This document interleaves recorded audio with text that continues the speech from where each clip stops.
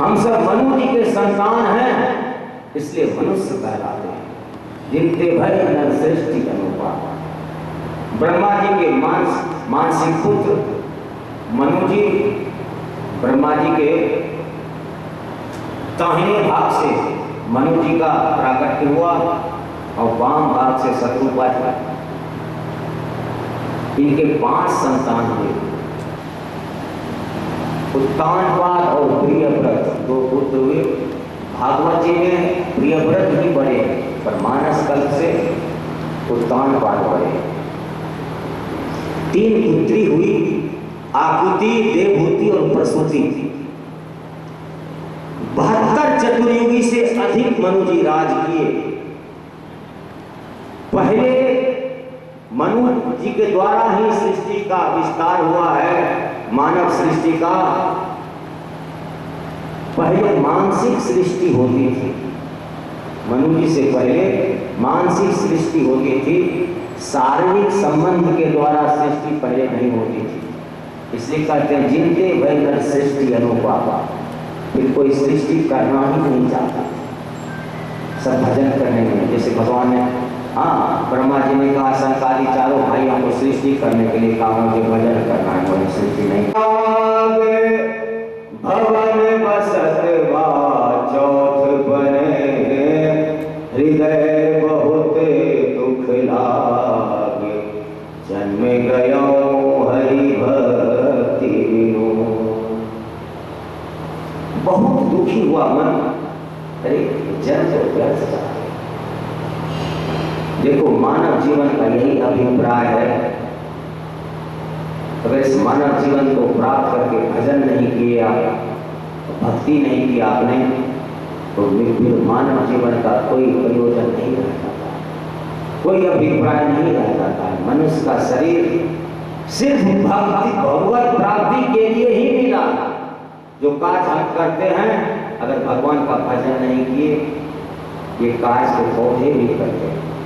हम हाथ से खाते हैं और वो पाँव से खींचता है रस, इसलिए वो पादप कहलाता है। कितना सुंदर रस खींच लेता है। हाँ, कहीं अंगूर फल रहा है तो कहीं मिर्चा, हाँ कहीं इमली, तो वो भी श्वास लेते, पौधे भी श्वास लेते हैं। आप देखो दिन में वो ऑक्सीजन छोड़ता है, रात में कैसे कार्बन डाइऑक्साइड छोड़ने लगता है। वो विश्राम करता है, वो भी सोते हैं, वो भी विश्राम करते हैं, और वो भी प्रजनन करते हैं, तभी फल होता है, तभी अन्न होता है। तो संपूर्ण को चल फिर नहीं पाते हैं, लेकिन पौधे भी सब ज्ञात है। मनुष्य का शरीर धारण करके अगर आपने भगवान का भजन नहीं किया, तो गोस्वामी जी कहते हैं तिनके खरसु करे स्वान भले, जड़ता बस तेरा करे कछुए, तुलसी जही राम सो नेह नहीं, सो सही पशु पूछे बिसान न गए, जननी कत भार मुई 10 मास, भई किन बाझ गई किन चुए, जरी जाऊ सो जीवन जान की नाथ, जिए जग में तुम्हरो बिन होए, जिए जग में तुम्हरो बिन होए। उस मनुष्य से अच्छा वो सुअर है, वो गधा है, वो कुत्ता। तिनते खरसु पर स्वान भले, जड़तावस दे न कहे कछुए। उन्हें पता नहीं है कि क्या शुभ है, क्या अशुभ है, क्या धर्म है, क्या धर्म है, क्या पाप है। उस मनुष्य अच्छा तो वो पशु, पर अंतर क्या है? उसे भगवान शिव पूछ दिए, और जो भजन नहीं करते उन्हें भगवान शिव पूछ नहीं दिए। जननी का भार हुई 10 मास, उनकी मां ने व्यर्थ प्रसव का पीड़ा सहन किया। भाई की बाँझ, वो बाँझ क्यों नहीं हो गई? अगर बाँझ हो जाती तो कम से कम प्रसव पीड़ा से तो बच पाती। अगर बाँझ नहीं हुई तो उनका गर्भवर्ष खरीद हो जाना चाहिए, तो भी वो पीड़ा से बचता। गई कि निचोए, अगर जन्म हो भी गया तो जरी जाओ तो जीवन जान की नाथ, जिए जग में तुम रोग न होए। भगवान का भजन नहीं करते, मनुष्य का शरीर धारण करके उन्हें मर जाना चाहिए, जर जाना चाहिए, उन्हें जीने का कोई अधिकार नहीं। काम से रूपे प्रताप दिनेश से, सोम से सीधे गणेश से माने। हरिचंद्र सुसाचो बड़ो विधि से, मघवास महीप विषय सुख साने। सुख से मुनि सारद से वक्ता, चिरजीवन लोमस से अधिकारे। ऐसे भय तो कहा तुलसी, जो बैराजी लोचन राम न जाने। जो बैराजी लोचन राम न जाने। कोई कामदेव के समान सुंदर हो जाए, काम से रूप प्रताप दिनेश से सूर्य के समान कोई प्रतापी हो जाए, और सोम से शीत चंद्रमा के समान कोई शीतल हो जाए, और गणेश से माने गणेश के समान कोई प्रथम पुरुष हो जाए, और सुख से मुनि कोई सुखदेव के समान मुनि हो, मननशील गीतराग। सुख से मुनि साधक से वक्ता, सरस्वती के समान कोई वाणी के अधिष्ठात्री हो जाए। चिरजीवन लोमस के अधिकारे, कोई लोमस जी से भी अधिक चिरंजीवी हो जाए।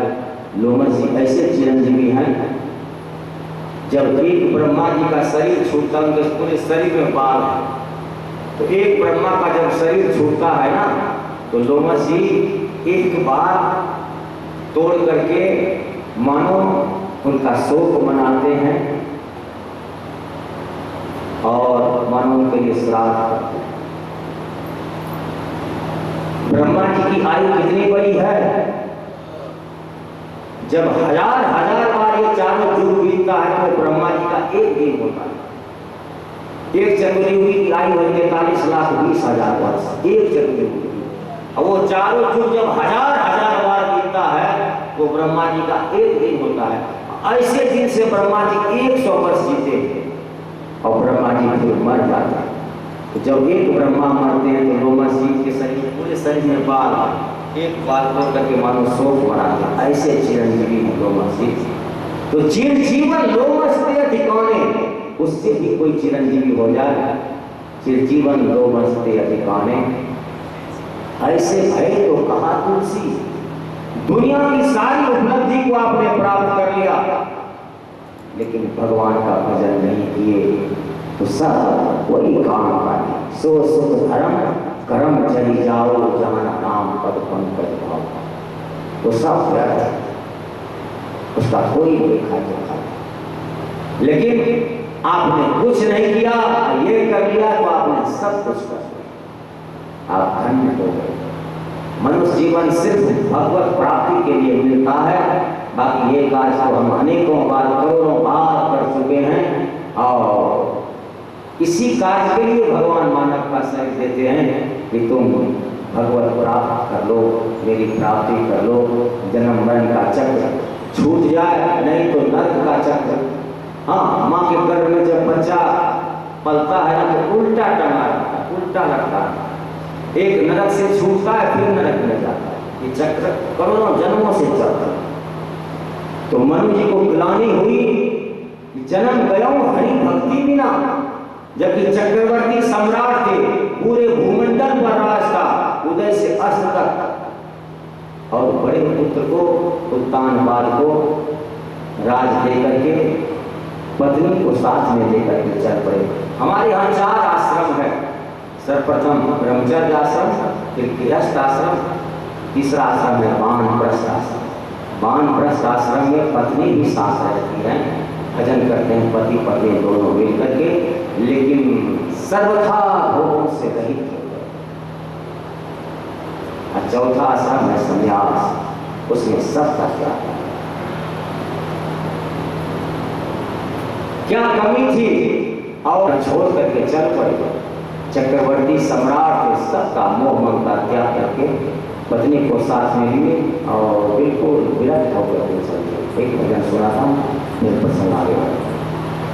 मने लागा मेरो यार फकीरी में हो, मने लागा मेरो यार फकीरी में, जो सुख पाऊं राम भजन में, सो सुख नाही अमीरी में।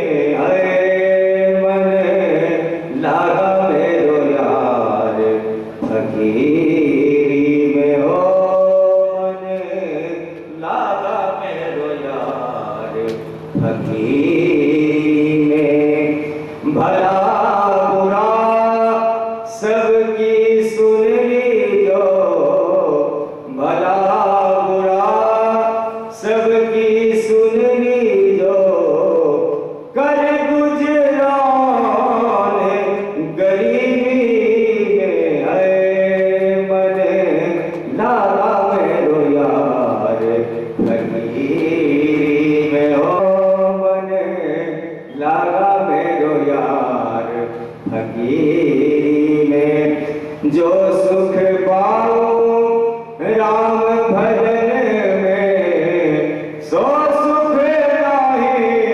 अमीरी में। है मन लागा मेरो यार फकीरी में।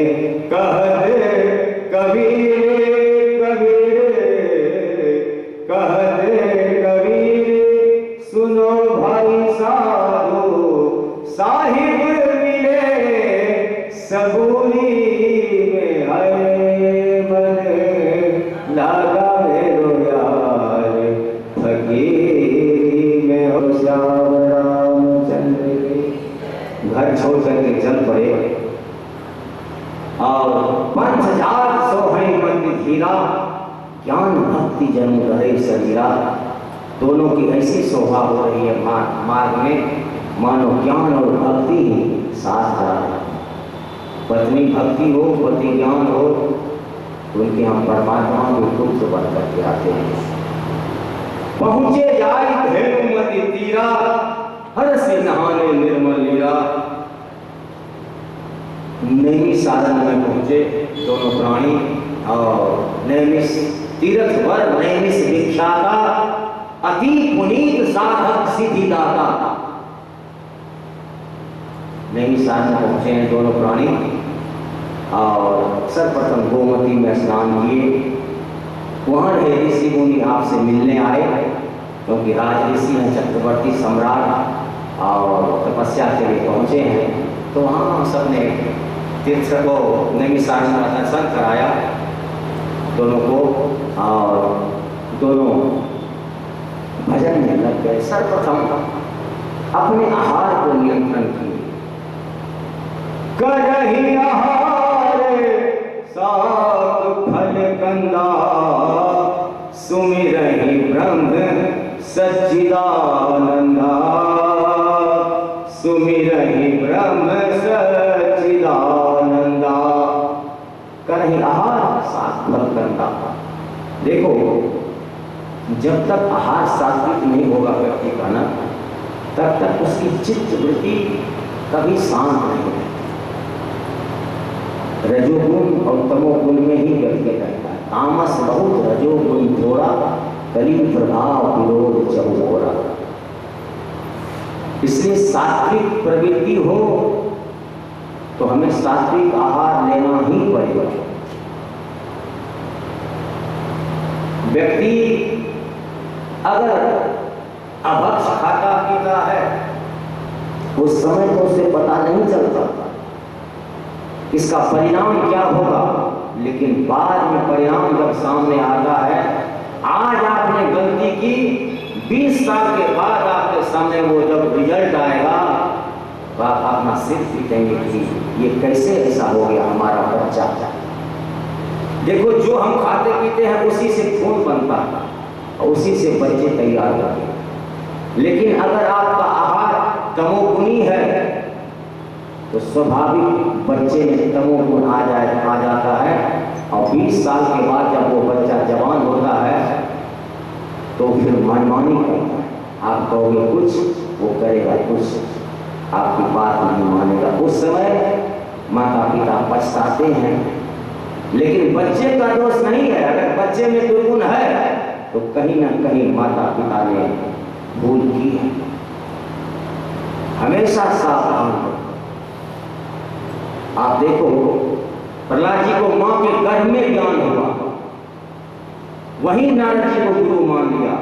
अभिमन्यु ने गर्भ में व्यूह वेधन करना सीखा, मां के गर्भ में। अगर गर्भवती माता हो कोई तो समय भागवत जी का पाठ करे। भागवत जी ऐसा नहीं कि कोई कथा करे तभी सुनना, नहीं, अपने पाठ करो। मानस जी का पाठ करो, गीता जी का पाठ करो। बच्चे देवता के समान संस्कार। सब कोई चाहते हैं कि हमारे बच्चे योग्य हो, सुयोग्य हो, लेकिन उसके लिए तुम्हें स्वयं तप करना पड़ेगा। यदि सावधान नहीं रहोगे तो बाद में बहुत पछताना। इसलिए सदैव सात्विक आहार लेना चाहिए। आप फल खा लो। अच्छा देखो, जितने भी जीव को भगवान मांसाहारी बनाए हैं, आप देखना उनके कुछ ऐसे लक्षण होते हैं, उनके नख ऐसे नहीं होंगे जैसे हमारा आपका नख है। मांसाहारी जीव जिसको भगवान बनाए हैं उसके नख नोकीले और गोल चौक-चिट्ठा नख किसी का नहीं होता। चाहे कुत्ते को देखो, बिल्ली को देखो, बाघ को देखो, उसके नख नोकीला और गोल, ये चौड़ा नहीं होगा, नहीं, उसका फाड़ने वाला। और उसके दांत भी नुकीले होते हैं। ऐसा चिट्ठा दांत नहीं होता उसका, नोकीला, और कुछ दांत बड़े होते हैं जो फाड़ सके आराम से। दूसरा, एक तो नख, दूसरा दांत। तीसरा उसका लक्षण क्या होता है? कोई भी मांसाहारी चीज घूंट लगा के पानी नहीं पी सकता। उसके बिल्ली के आगे आके रख दो, दूध रख दो, घूंट लगा के नहीं पी सकता, चाट के पिए। कुत्ता चाट के पानी पिएगा। क्यों? कि मांसाहारी जीव अगर घूंट लगा के पानी पिएगा तो उसका मांस पचेगा ही नहीं। उसको उतना ही जल चाहिए उसके शरीर में जिससे वो मांस ठीक से पचे। अगर घूंट लगा के पिएगा तो मांस नहीं पचेगा और जितना लाभ नहीं करेगा उससे अधिक नुकसान करेगा। और घनघोर रात्रि में उसे दिखता है, तुम नहीं देख पाओगे, लेकिन कुत्ते को दिख जाता है, बिल्ली को दिख जाता है। घन अंधेरी में रात्रि में भी चूहा को देख लेती है। उनकी आंखों में ऐसी क्षमता होती है। और उसके आंख की लंबाई इतनी बड़ी होती है, जैसे आप फल खाओ 2-3 घंटे में पच जाएगा। लेकिन कभी कोई मीठ खा के देखना, वो 48 घंटा लेता है पचने में। इसलिए उसकी आंख की लंबाई बहुत अधिक होती है, तो उसको समय चाहिए पूरा पचने के लिए। अगर वो घूंट लगा के पानी पिएगा तो पच नहीं सकता। और मनुष्य आप गाय के आगे रख दो, वो घूंट नाक डुबा के पानी पीएगा, क्योंकि उसको भगवान नहीं बनाया मांसाहारी। जो जबरदस्ती लोग करता है, कभी कभी लोग कह देते हैं कि महाराज इतने जो मुर्गा मुर्गी हैं, ये अगर नहीं खाएगा मनुष्य तो क्या होगा इसका। एक बार एक व्यक्ति ने हमसे कहा, हम कहे कि तुम ही ठेकेदार हो क्या? ये सब ठेकेदारी ब्रह्मा जी को भगवान दिए। भगवान जब एक हवा चलाते हैं तो सबका दांत निकल जाता है। वैसे बर्ड फ्लू होता है, कितने ऐसे उलट जाते हैं, ये सब उनकी जिम्मेदारी है। तो अगर हम गलती करते हैं तो परिणाम भी हम ही को भोगना पड़ेगा। आपने अगर गलत चीज खान पान किया तो ध्यान रखना कि बच्चा ऐसा हो जाएगा कि कल तुम्हें पीटेगा, तुम्हें गाली देगा, जूता मारेगा। उस समय तुम सिर पीटोगे कि ऐसा कैसे होगा। तो सदैव सावधान रहना चाहिए। खान पान शुद्ध होगा, आहार बिगड़ा तो सबसे पहले विचार बिगड़ जाता है। आहार बिगड़ा तो विचार बिगड़ जाएगा, फिर तुम्हारा व्यवहार बिगड़ जाएगा, फिर तुम्हारा परिवार बिगड़ जाएगा, फिर तुम्हारा संसार बिगड़ जाएगा। आहार बिगड़ा तो तुम्हारा संसार बिगड़ गया। आहार शुद्ध है तो सब कुछ शुद्ध रहेगा, और बिना शुद्ध आहार का कोई शांत चित्त होकर के भजन नहीं कर सकता, उसका स्वभाव चंचल रहेगा, तमोगुण तुरंत आ जाएगा। तो सर्वप्रथम करहि आहार साग फल कंदा। यहाँ तो सब अच्छे लोग हैं। राजस्थान में अभक्ष खान पान बहुत कम होता है, बहुत कम, लेकिन बहुत जगहों पर लोग, आज जो विश्व में ये स्थिति हुई है, क्यों हो रही है? यही कारण है कि सब सोचता है कि हम बड़ा तो हम बड़ा, और सब एक दूसरे से लड़ मर के मर रहे हैं। इलाज है, लेकिन अगर सतोगुण हो तो कोई बात नहीं। हाँ, स्वयं युद्ध नहीं चाहेगा। हमारा देश बुद्ध का देश है, युद्ध का देश नहीं है। अगर युद्ध होगा तो हमारा देश राम का भी देश है, तो फिर वो संग्राम भी करने के लिए तैयार है, लेकिन पहले नहीं। आतंकी स्वयं मर जाते हैं। आज देश की क्या, संपूर्ण विश्व की क्या दशा हो रही है? इसी कारण से कि सब मनान होते जा रहे हैं। तो सर्वप्रथम मनु जी ने आहार को शुद्ध किया। करहि आहार साग फल कंदा, सुमिरहि ब्रह्म सच्चिदानंदा। भजन करना है तो सात्विक आहार लो, कंदमूल फल आदि जो भी हो, नहीं तो इतना आहार लो ताकि भजन में व्यवधान नहीं हो। और ऐसा नहीं कि जब होश आ जाए उसी समय से भजन में लग जाना चाहिए। जीवन का यही मुख्य उद्देश्य है, यही मुख्य लक्ष्य है, भगवत प्राप्ति। अगर मनुष्य शरीर से भगवत प्राप्ति नहीं करोगे तो ध्यान रखना, आत्महत्या का पाप लगता है। जे न करे भर सागर नर समाज अस्वाय, शोकृत निंदक मंदमती आत्मा हम गति जाए। तो गुरु परंपरा से मनु जी को 12 अक्षर का मंत्र भी मिला। 12 अक्षर मंत्र पुनि जपहि सहित अनुराग, वासुदेव पद पंकरहु दंपति मन गति लाग, दंपति मन गति लाग। वासुदेव पद पंकरहु, वासुदेव 12 अक्षर मंत्र मिला। हमारे यहाँ 12 अक्षर मंत्र दिया जाता है, 6 अक्षर राम जी का, 6 अक्षर जानकी जी का। तो 12 अक्षर मंत्र मिला। वासुदेव पद पंकरहु दंपति मन गति लाग। वासुदेव कौन कहलाते हैं? जिनका संपूर्ण विश्व में वास हो, वो वासुदेव। जब भगवान का प्राकट हुआ तो विश्ववास प्रगटे भगवान। जो संपूर्ण विश्व में बसे हैं वो वासुदेव, और संपूर्ण विश्व जिनमें बसा है वो वासुदेव। विराट रूप में संपूर्ण विश्व ही भगवान का संग है। तो संपूर्ण विश्व में जो बसा है वो वासुदेव, और संपूर्ण विश्व जिनमें बसा है वो वासुदेव। वासुदेव पद पंकरहु दंपति मन अभिराग। और मन में एक ही इच्छा हुई, जिन्हें वेद नेति नेति कहते हैं, अगुण अखंड अनंत अनादि, यही चिंतनी परमारथ वादी, नेति नेति यही वेद निरूपा, निजानंद निरूपाधि अनुपा। जिन्हें वेद नेति नेति कहते हैं, जो अखंड है, अनंत है, अनादि है, यही चिंतन परमार्थवादी, उस परम पिता परमात्मा का हमें दर्शन करना है। हाँ, जिनके अंश से अनेक ब्रह्मा विष्णु महेश प्रकट होते हैं। शंभु विरंच विष्णु भगवाना, उपजय दास अंश तेराना, उस परम पिता परमात्मा पुरुषोत्तम का हमें दर्शन चाहिए। कठिन तपस्या प्रारंभ कर दिए दोनों प्राणी। 6000 वर्ष तक जल पी करके रहे, फिर जल को भी त्याग किया, जल का भी त्याग किए। 7000 वर्ष तक जल का भी त्याग किया। फिर 10,000 वर्ष तक हवा को भी त्याग किया दोनों प्राणी ने, एक पांव पर खड़े रहे दोनों। भगवान को तीनों देवता एक बार नहीं अनेक बार आए। आप बोलिए क्या चाहते? मनु समीप आए बहुबारा, विधि हरि हर ब्रह्मा विष्णु महेश, विधि हरि हर तप देखी अपारा, मनु समीप आए बहुबारा।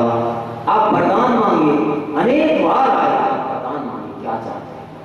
लेकिन मनु जी तो ये चाहते थे जिन्हें ब्रह्मा जी भजते हैं उस परम पिता परमात्मा का हमें दर्शन चाहिए,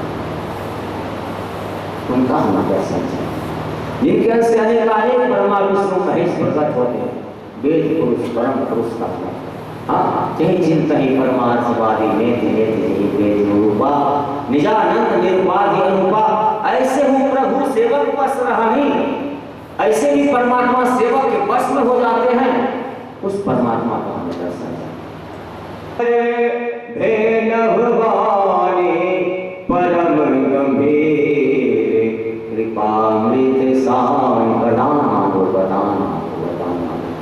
जैसे ही वो शब्द मनु जी के कान में पड़ा कि हिष्ट पुष्ट तन सर भरे सुहाए, मानव अभय भवंते आए, तुरंत शरीर हिष्ट पुष्ट हो गया, जो कि शरीर हार पिंजर में बदल गया हो गया था। मनु जी का शरीर बिल्कुल अस्थि मात्र रह गया उस शरीर का, शरीर हार पिंजर में बदल गया था। लेकिन आकाशवाणी सुनते ही मनु जी का शरीर हिष्ट पुष्ट हो गया, मानो अभी हाँ राज से आए थे, राजमहल से आए। तो मनु जी को लगा करे जिनके वाणी में इतनी क्षमता है यही परम पिता परमात्मा। तो मनु जी ने कहा कि प्रभु आपका हमें दर्शन चाहिए। भगवान ने कहा देखो किस रूप में आपको मैं दर्शन दूं बताओ। भगवान का कोई निश्चित रूप नहीं होता, देखना ध्यान देना, भगवान का कोई निश्चित रूप नहीं होता, वो भक्त की भावना के अनुरूप रूप धारण करते हैं। कभी कच्छप बन जाते, कभी वाराह बन जाते, कभी नरसिंह बन जाते, हाँ तो कभी हयग्रीव बन जाते, कभी मीन बन जाते, हाँ कभी वस्त्र का भी अवतार ले लेते। तो जैसे देखो राम एक शब्द है, राजस्थानी में उनका आकार प्रकार अलग होता है, पंजाबी में अलग होता है, बंगाली में अलग होता है, मराठी में अलग होता है, मद्रासी में अलग होता है तो एक ही शब्द राम, लेकिन उसका स्वरूप अलग हो जाता है। उसी प्रकार से भगवान भक्त की भावना के अनुरूप रूप धारण करते हैं। तो मनु जी ने कहा कि आपको किस रूप में दर्शन दूं? संपूर्ण विश्व ही मेरा रूप है, विश्वरूप रघुवंश मणि करो वचन विश्वास, लोक कल्पना वेद कर अंग अंग प्रतिजासु, पद पाताल शीश अजनामा। विराट रूप में संपूर्ण विश्व ही भगवान का। तो मनु जी ने कहा कि प्रभु आप शिव जी के हृदय में रहते हैं? कहाँ रहता हूँ। कहा भुसुंडी जी के हृदय में रहते हैं? कहाँ रहता हूँ। उसी रूप का हमें दर्शन करें। ए दो बंधु शंभु गुरुवासी, सुंदर सहज सकल गुण राशि, हे दो बंधु शंभुर वासी। तो जिस रूप से आप सीधी के हृदय में रहते हैं उस रूप का हमें दर्शन चाहिए। जो स्वरूप बस शिव मन माही, यही कारण मुनि जतन कराही, यही कारण मुनि जतन कराही। जो भुसुंडी मने मानस हंसा, अगुण सगुण जही निगम प्रशंसा। देखूं हम सो रूप भरी लोचन, कृपा करहूं प्रणतारति मोचन। जो का भुसुंडी जी के हृदय में जिस रूप से रहते हैं, सीधी के रूप हृदय में, उसी रूप का दर्शन कराएंगे। भगवान मनु जी के सामने जानकी जी को ले गए। नील सरोरुह नील मणि नील निर्धर श्याम लाजहि तन शोभा निरखी कोटि कोटि सतकाम कोटि कोटि सतकाम। नील कमल के समान 3 नील की उपमा दी है। नील कमल के समान भगवान का शरीर कोमल और सुगंधित, नीलमणि के समान भगवान का शरीर कांतिमान और नील मेघ के समान सरस। काले काले घुंघरारे कचनारे कच्छ भगवान का कैसा स्वरूप है। काले काले घुंघरारे बाल और आकर अरुणारे रत्नारे बड़ी बड़ी दीर्घ दृढ़ धनुषाकार भौहें आजान बाहु भुजा करी कर के समान पीतांबरी परिवेष्टित भगवान के पीठ जंघा और धनुष बाण लिए तर्कस लिए पीतांबरी धारण किए गजमुक्ता मणि की माला धारण किए भगवान मनु जी के समक्ष प्रकट हुए। वही सागर रूप अनुपा तृप्ति न मानहि मनु सत रूपा। तक दोनों पति पत्नी निहार हैं भगवान को। फिर मनु जी डंडे की तरह से भगवान के चरणों में गिरे। भगवान सिर पर हाथ रखे और भगवान ने मनु जी से कहा आप वरदान क्या चाहते हैं। भगवान मनु जी ने कहा प्रभु आप तो अंतर्यामी हैं, आपको जानते ही हैं कि मैं क्या चाहता हूँ। दानी शिरोमणि कृपा निधि नाथ कहो सति भाव चाहो। पहले भगवान ने कहा मनु जी से आप मुझसे तो मांगिए ही पर मुझे ही मांग लीजिए। भगवान ने सारा से कह दिया। सकुचि बिहाई मांगु निप बोहि मोरे नहीं अदे कछु दोई। राजा संकोच छोड़ करके मुझसे तो मांगिए ही पर मुझे ही मांग लीजिए। मनु जी तो चक्रवर्ती सम्राट थे, भौतिक पदार्थ क्या मांगना, संसारी पदार्थ क्या मांगना। 2 पुत्र थे उन्हें छोड़ कर गए, 3 पुत्री थी उन्हें भी छोड़ करके गए। तो संसारी पदार्थ क्या मांगना। भगवान ने सारे से कह दिया मुझसे तो मांगिए ही पर मुझे ही मांग लीजिए। सकुचि बिहाई मांग रिप मोही। और भगवान को अवतार लेना है तो उनके लिए तो योग माता पिता भी चाहिए। मानो भगवान इशारा कर दे कि आप तो मुझे ही मांगो।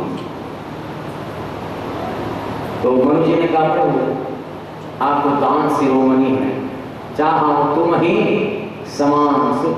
प्रभु संत कवन बोला एक तो आपको चाहता हूं और एक आप जैसा भी चाहते। आप में राम जी और राम जी के समान में चाहो तुम ही समान। एक तो आपको चाहता और एक आपके समान भी चाहता। भगवान के समान भरत राम ही की अनुहारी सहसा लखी न सकहि नर नारी। इतनी समझता है कि पहचान ही नहीं आते कि राम जी कौन है, भरत दोनों भाई में।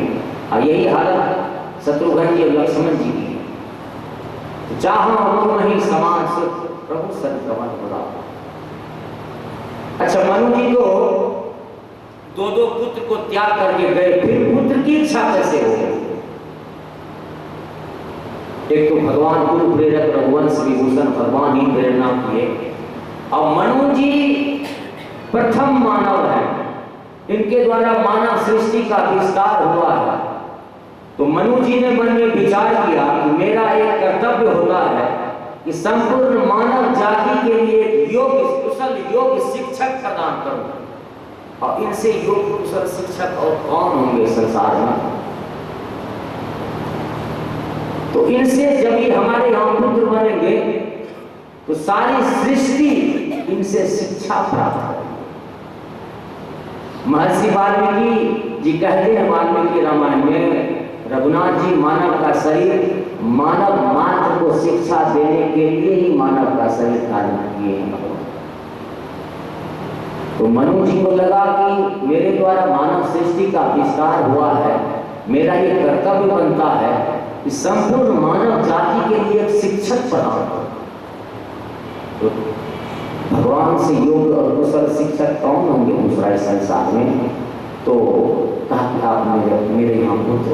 और मनु जी को लगा कि मैं तो भगवान का दर्शन कर ही चुका, और जब भगवान मेरे यहाँ पुत्र बनेंगे तो सारी प्रजा भी दर्शन करके धन्य हो जाएगी।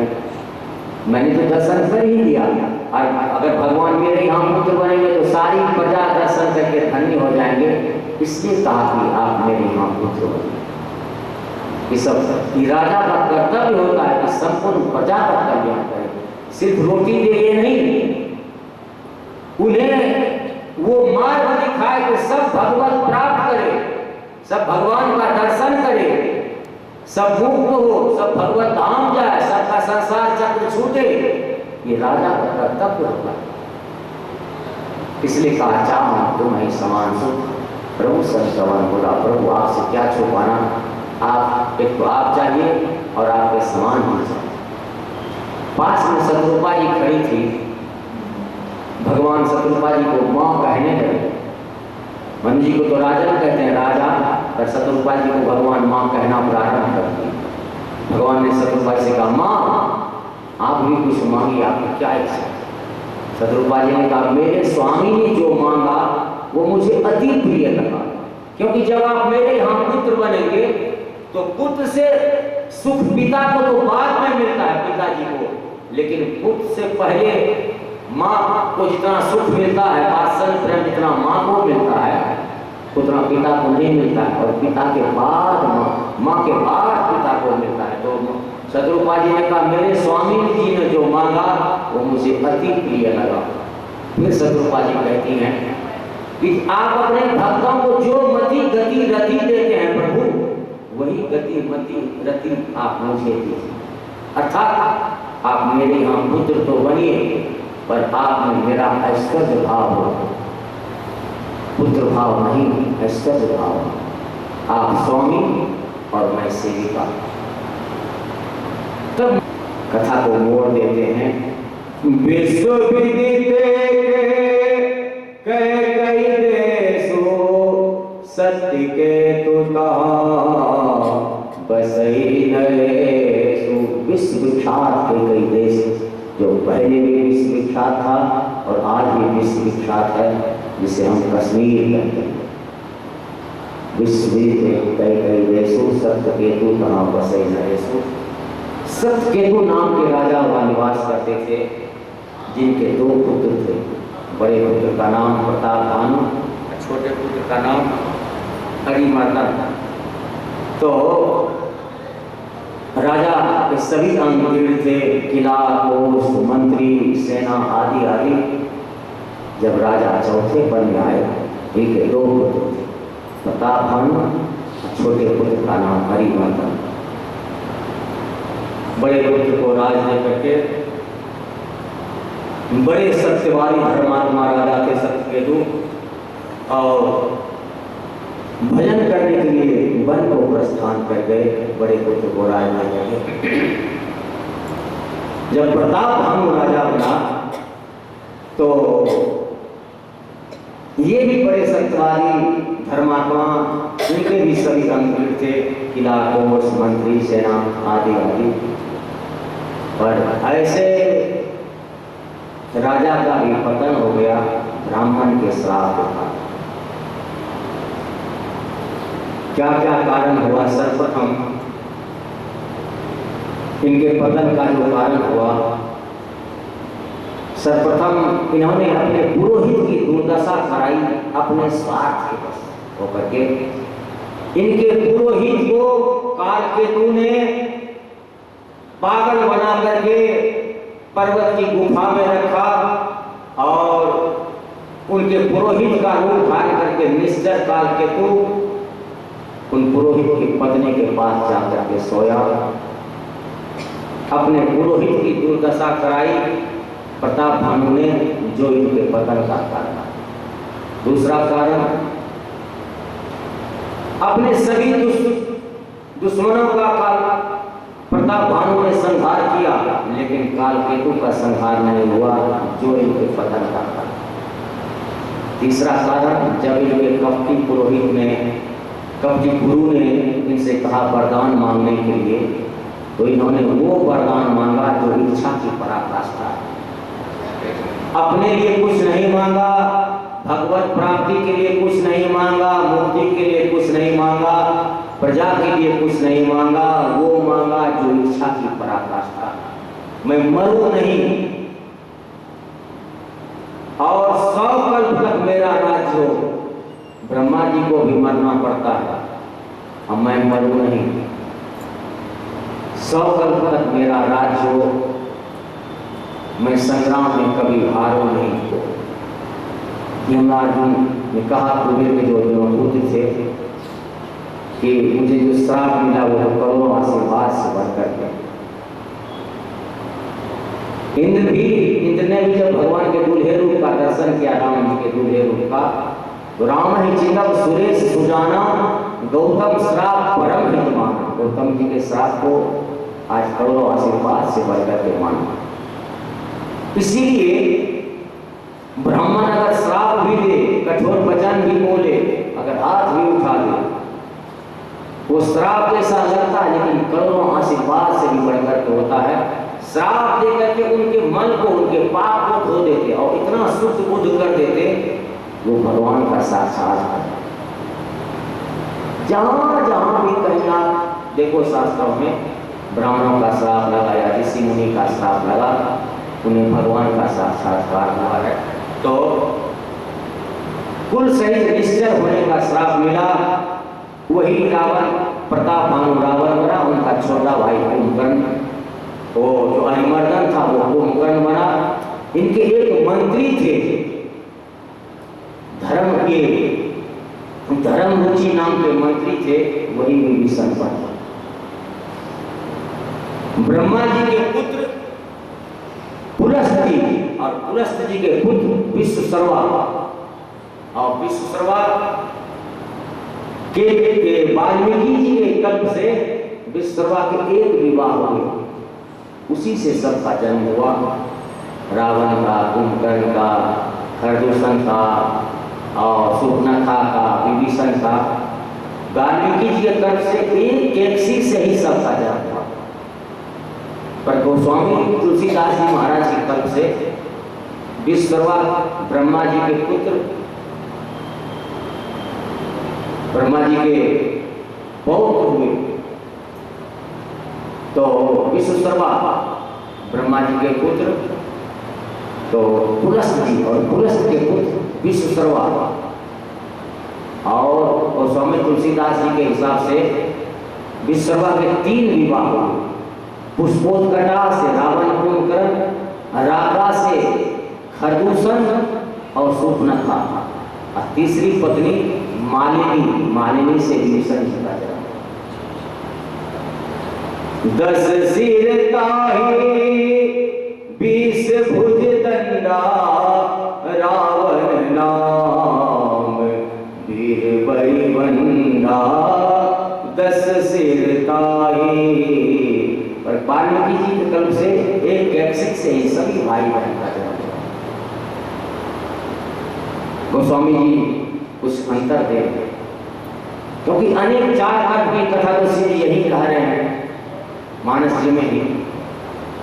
तो रावण को 10 सिर ताहि 20 भुजदंडा, 10 सिर और 20 भुजाएं थी रावण, पर हमेशा धारण नहीं करता था। माया से जब चाहता था तो 10 सिर और 20 भुजा धारण कर लेता था, और जब इच्छा होती थी सोने का, विश्राम करना हो, तो 1 सिर और 2 भुजा धारण करता था। जानी न जाए साचर माया, काम रूप के कारण आया। तो तो तीनों भाई ने कठोर, तीनों भाई का विवाह भी हुआ।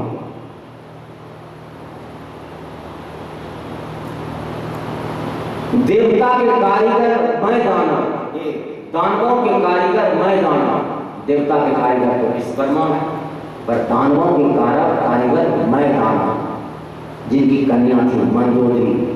भविष्य में रावण निशाचरों का स्वामी बनेगा, ये सोच करके मैं दानव ने अपनी कन्या मंदोदरी रावण को दे दिया। रावण का विवाह हुआ और बलि की पुत्री बर्जरवाला से कुंभकर्ण का विवाह हुआ और शैलेशु गंधर्व की कन्या शर्मा से विभीषण जी का हुआ। पहले भी विभीषण जी धर्मरुचि नाम के मंत्री थे और जब ब्राह्मणों का श्राप मिला तो भी भगवान के भजन में ही विभीषण जी लगे। इसलिए कहा जाता है भक्ति बीज पलटे नहीं जो जुग जाए अनंत, ऊंच नीच कुल उपजे होई संत के संत। अगर भक्ति आपने की है, आप देखो भागवत में जब भरत जी को जब हिरण का शरीर मिला तो हिरण के शरीर में भी वो सब स्मरण था कि मैं क्या था, क्या हुआ। फिर ब्राह्मण का शरीर मिला, जब भरत हुए। तो भक्ति का बीज एक बार बढ़ जाए ना तो फिर वो कभी नष्ट नहीं होता।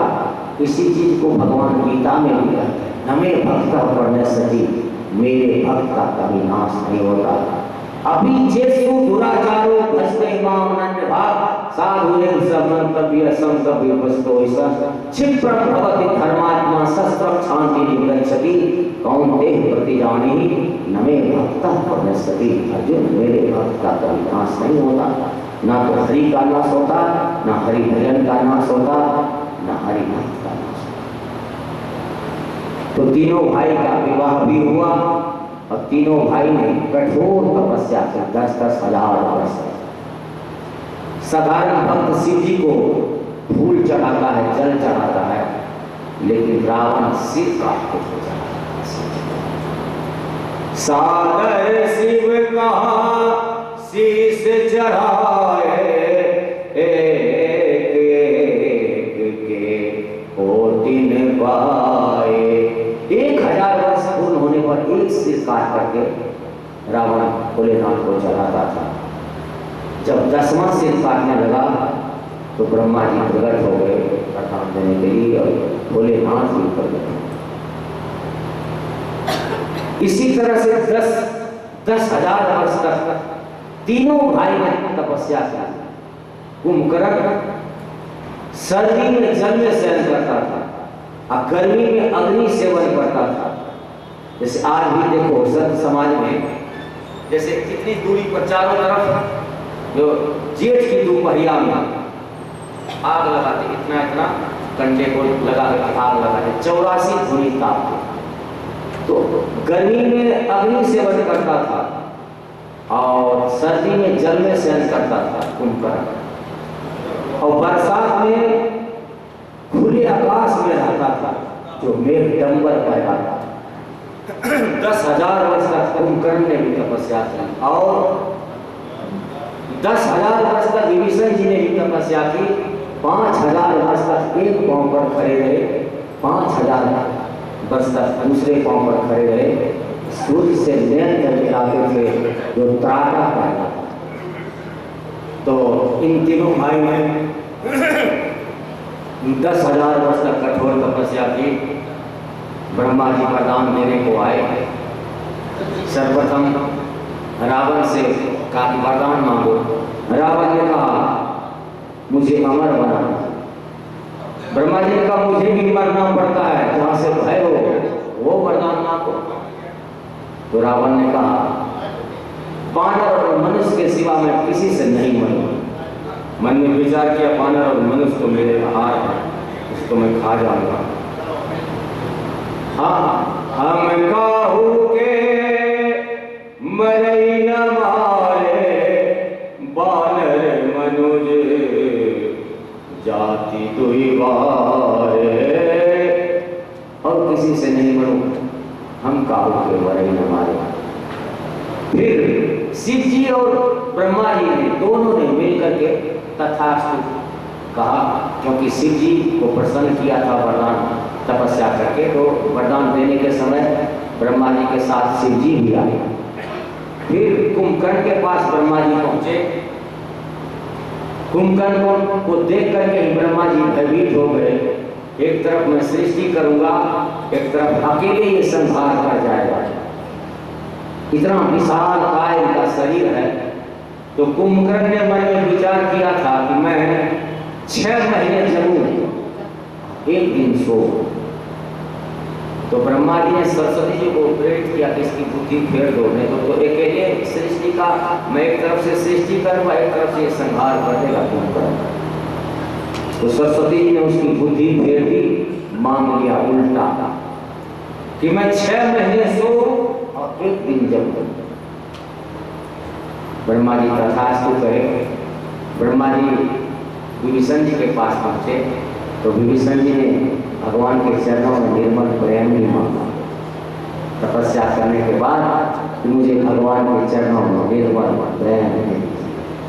भक्ति बीज पलटे नहीं। जो भक्ति किया है, जो भजन किया है, भले उसको कोई शरीर मिल जाए, अगर भक्ति का बीज पड़ गया है तो आप पशु के भी शरीर में चले जाएंगे ना, तो भक्ति का संस्कार कभी नष्ट नहीं। ब्रह्मा जी ने विभीषण जी को पुत्र कहा, पुत्र वरदान मानो। इन दोनों को पुत्र नहीं कहा, पुत्र वरदान मानो। तो विभीषण जी ने कहा कि भगवान के चरणों में निर्मल प्रेम तथा करके अब